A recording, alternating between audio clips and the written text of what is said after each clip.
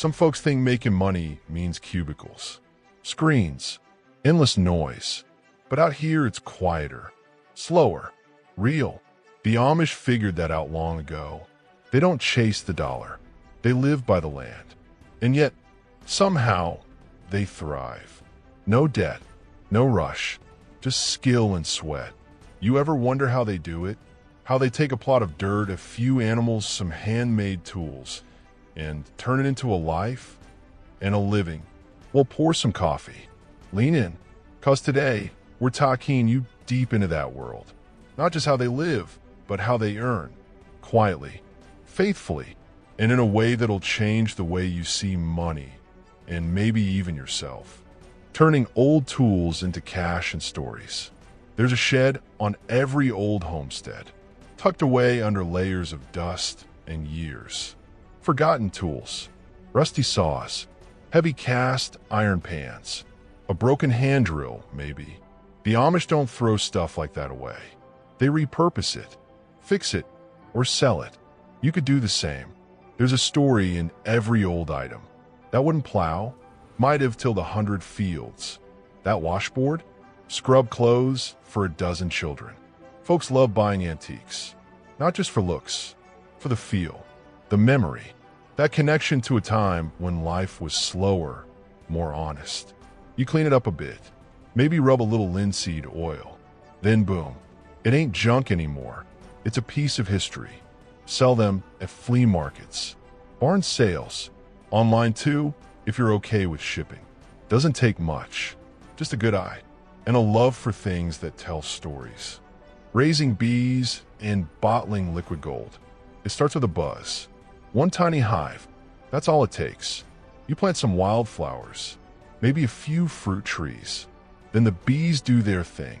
Quiet, efficient, timeless. The Amish keep bees not just for the honey, but for wax, pollination, and the simple rhythm it brings to life. You can sell raw honey at a good price. People want it for allergies, for tea, for health. They want it because it's real, not that store junk. Add value. Mix in cinnamon, lemon, or lavender.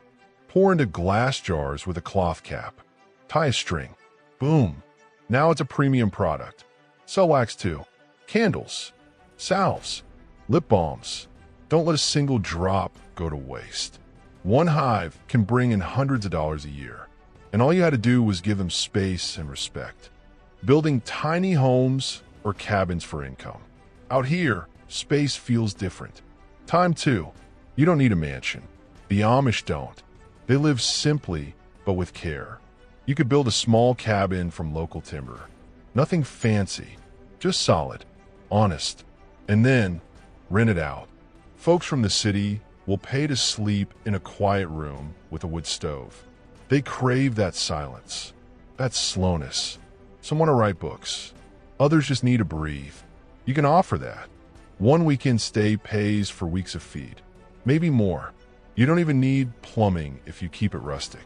Compost toilet, rainwater catchment, propane stove. Done. The Amish build with precision and purpose. Follow that lead. Offer something real, something still. You'll be surprised how many want to buy a piece of your piece. Making money from firewood and kindling bundles. You got trees, then you got income. Firewood don't grow overnight, but it's steady. You split it in summer. Stack it tall. Let it dry. Come winter, it's gold. City folks ain't got time or tools. Campers too. They'll buy bundles for $10 easy. Kindling too. Those little sticks they never think to save. Amish kids stack kindling like it's a game. You could do the same. Collect the offcuts. Tie with twine. Sell them with a smile. Or better yet, make it a side hustle. Teach folks how to split wood. Charge a bit for the lesson. It's all there, right in the pile. Income, exercise, and good clean air. Starting a seed saving and selling operation. Seeds are magic. Tiny, silent, powerful. Amish farmers save seeds like they save stories. Carefully, faithfully. You can do the same. Heirloom tomatoes, purple carrots, speckled beans. You grow a little more than you need. Let some bolt. Let some dry. and then collect. You clean them, package them in tiny envelopes.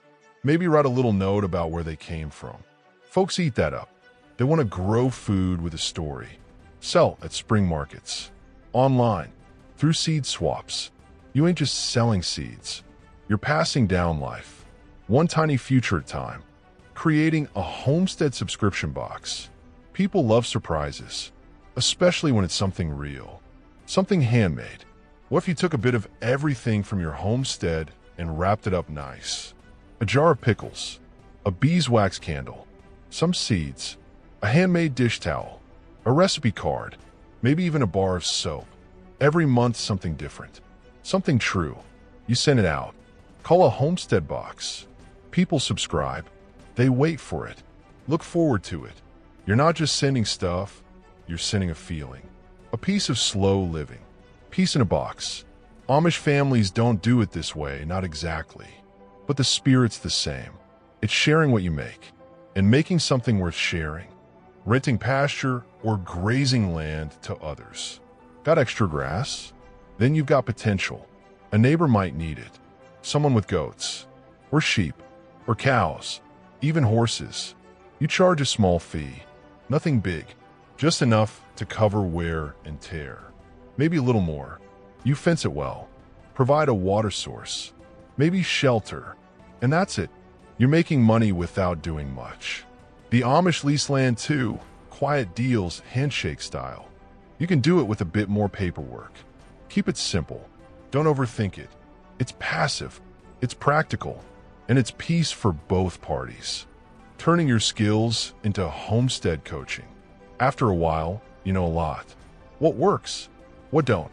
How to butcher, how to plant garlic, how to keep a coop clean. It piles up over the years. That knowledge, it's worth something. Folks want to learn it.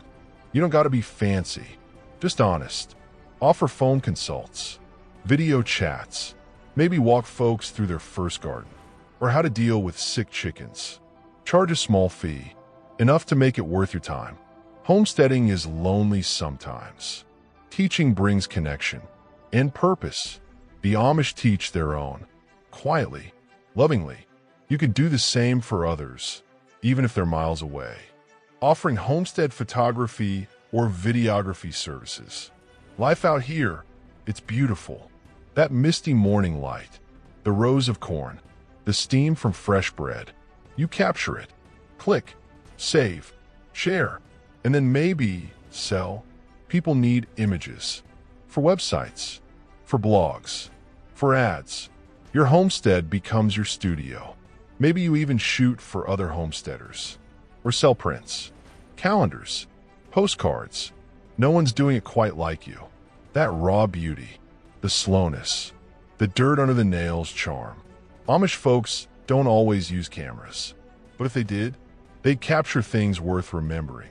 You do that now, and you sell the stillness to a busy world. Running a CSA with a personal touch. CSA, community-supported agriculture, is like old-fashioned trust in a new form. The Amish already live this way. Neighbors helping neighbors. You offer shares, weekly boxes of what you grow. Folks pay up front. Helps you cover seeds, soil, time. Then, each week, you deliver a box of fresh food. Some lettuce, a few eggs, maybe jam, a loaf of bread. It changes with the season. Always honest, always handmade. You get steady income. They get real food, and you get connection. This isn't just commerce. It's community. That's something the Amish never lost. And maybe you don't have to either. So, maybe you don't own a farm. Maybe your hands ain't calloused yet.